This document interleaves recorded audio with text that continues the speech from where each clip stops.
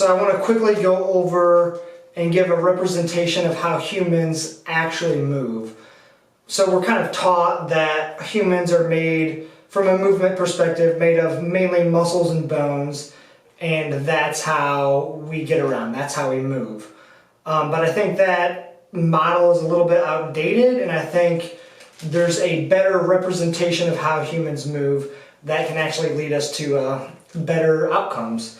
So I have a Ziploc bag full of water. So it's kind of full of water and the rest is full of air.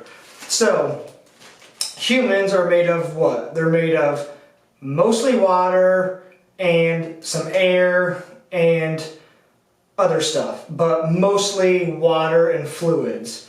So, and actually your bones don't actually touch, and they're actually made of fluid-like structures as well. But anyways, I digress.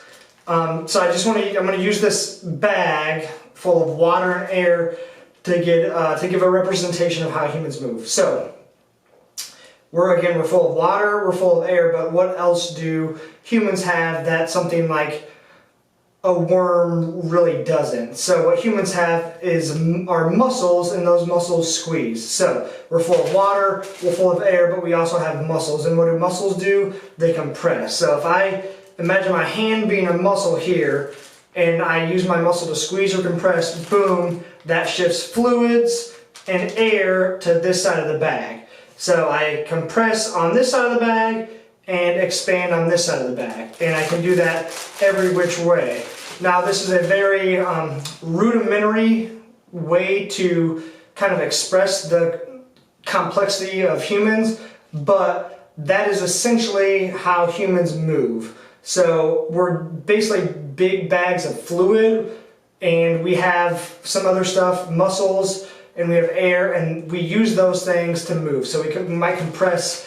So if I compress here, I'm expanding on the opposite side. If I compress here, I'm expanding on this opposite side. It's always this kind of wishy-washy, I guess that's how you can say it,